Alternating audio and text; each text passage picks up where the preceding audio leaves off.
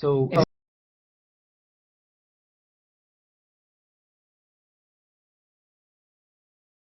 in this section, we'll cover some details about the anterior pituitary. So if you recall, the anterior pituitary develops from the Rathke's pouch, and illustrated on this slide is a schematic of how the various cell types of the anterior pituitary develop. So within the Rathke's pouch, there are cell types that ultimately go on to differentiate and develop as corticotropes, which are at the posterior tip, the thyrotropes, which are at the opposite corner, and the most ventral cells are the gonadotropes, followed by the main thyrotropes and the somatotropes, which co-develop with the lactotropes, and hence both the somatotropes and the lactotropes are aligned in one segment. Even though this looks fairly compartmentalized, in the adult mature pituitary, all these cell types are intermixed, such that when we take a slice through the mature pituitary gland, all we see are cell types that would be either staining pink in color, called acidophils, or blue in color, which would be the basophils. And the pink cell types are the somatomammatropes, producing growth hormone or prolactin, and the dark purple basophils are the cell types that ultimately produce ACTH from the corticotropes, TSH from the thyrotropes, and FSH and LH from the gonadotropes. In the next slide is a schematic showing the various pituitary hormones and their target glands. And it is for this reason that the anterior pituitary is often referred to as the master gland, because this one structure produces several hormones that in turn orchestrate the activity and the actions of several other target glands and their hormone systems. So for example, the anterior pituitary releases the following hormones: growth hormone, ACTH, TSH, FSH or LH, and prolactin.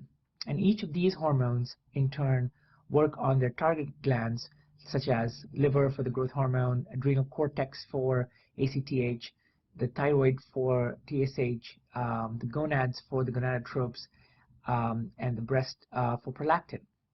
And each of these target glands in turn produce their own set of hormones.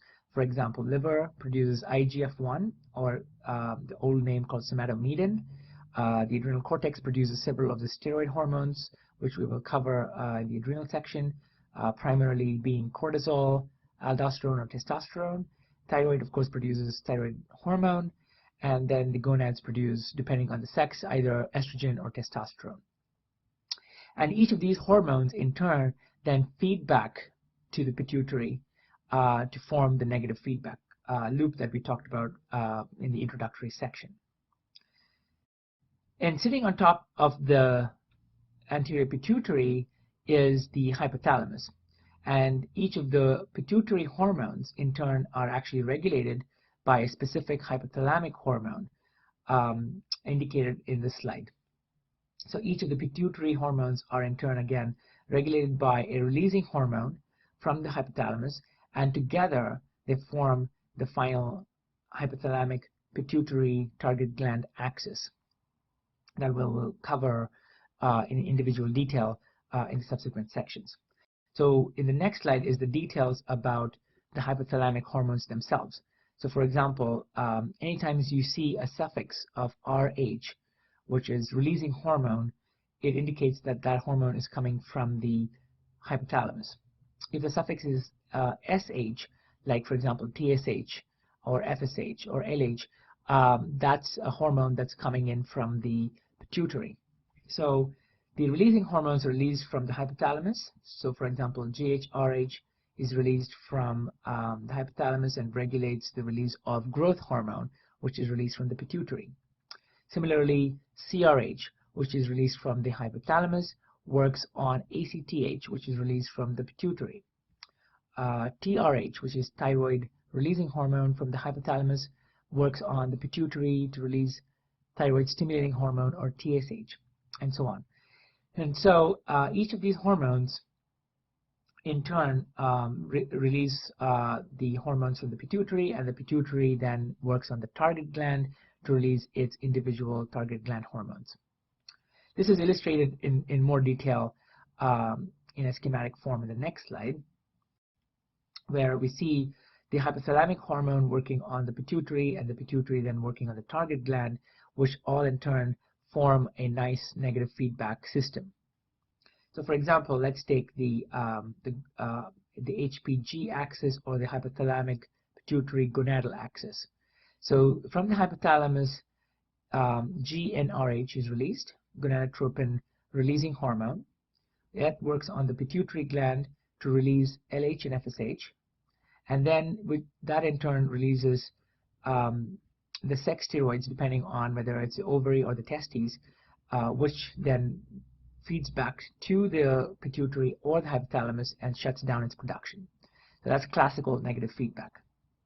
Similarly, you have CRH, which is released from the hypothalamus, working on the pituitary to release ACTH, which then works in the cortex to release cortisol, and then the cortisol feeds back to the pituitary or the hypothalamus to shut down CRH or ACTH respectively.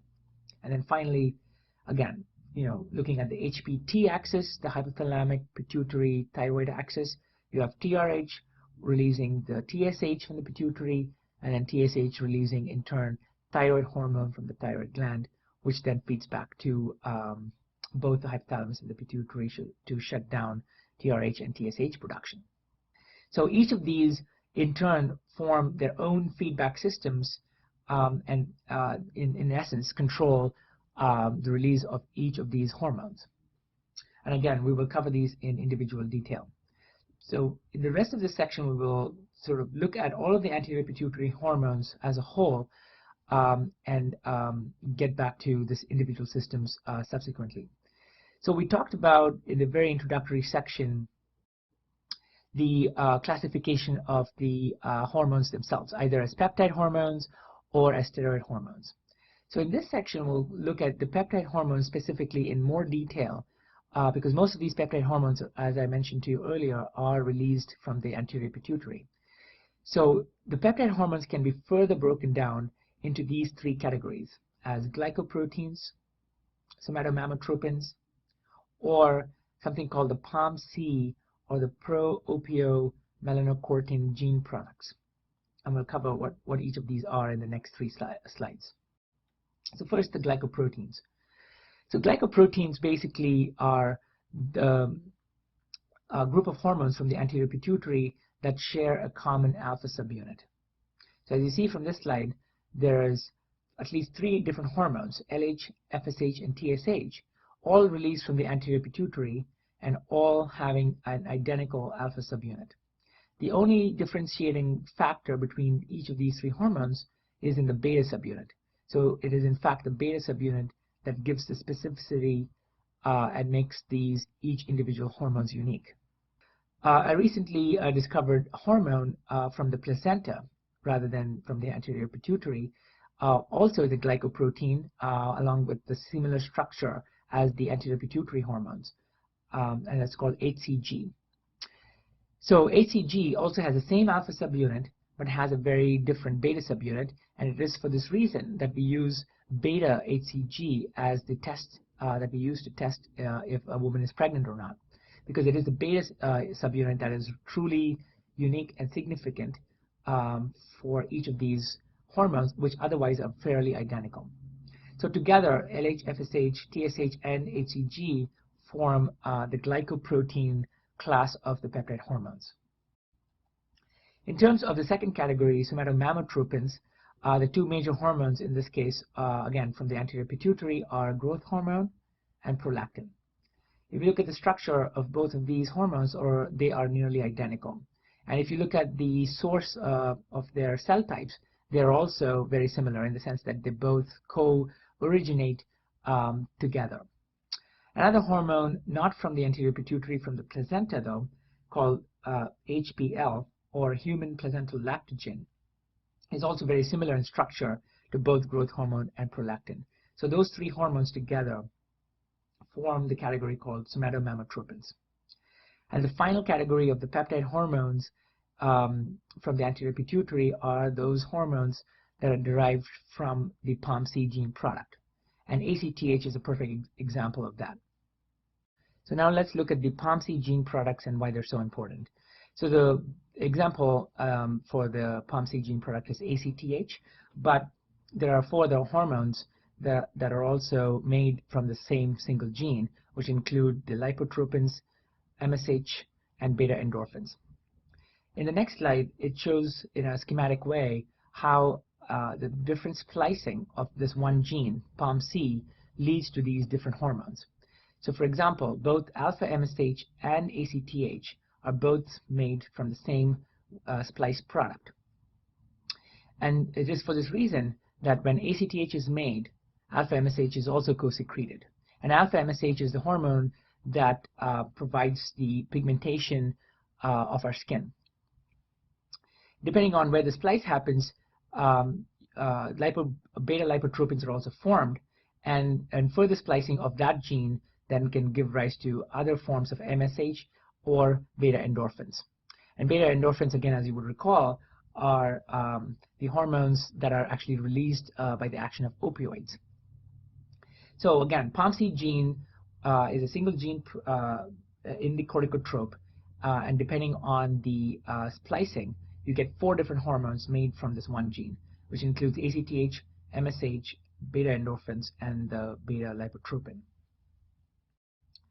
If you look at the dysfunction of the pituitary, especially the anterior pituitary as a whole, we get a situation called hypopituitarism, which just basically refers to global pituitary dysfunction. And the causes for this can be several, and one of them could include a tumor, like an adenoma, or it could be an infarct, or it could be a situation called an empty cellar, which just means that the normal pituitary is pushed down so much so that there's very little of the normal pituitary tissue actually left, and most of the area is just the cellar. Again, cellar is the bony structure in which the pituitary is housed.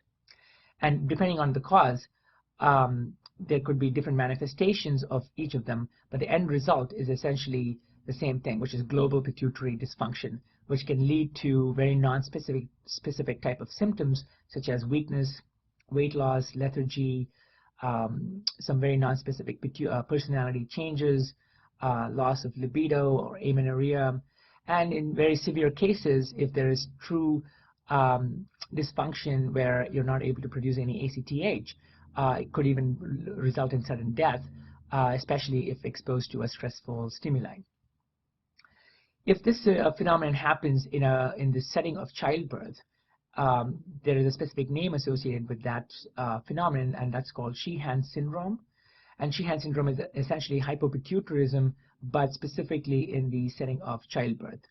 And essentially, this is a condition that occurs in women who have severe uterine hemorrhage during childbirth with resultant pituitary infarction. So this essentially concludes the presentation of the anterior pituitary hormones in general.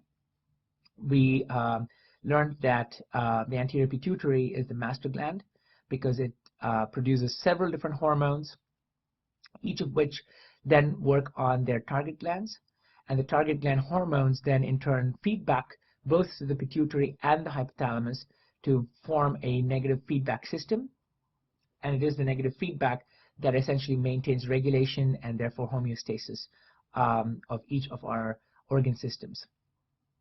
And in general, the anterior pituitary hormones are belong to a class of peptide hormones, and each of them have their own specificity and unique features. And in the next section, we'll cover each of these axes in more detail. And the next section will be starting with growth hormone. So this essentially concludes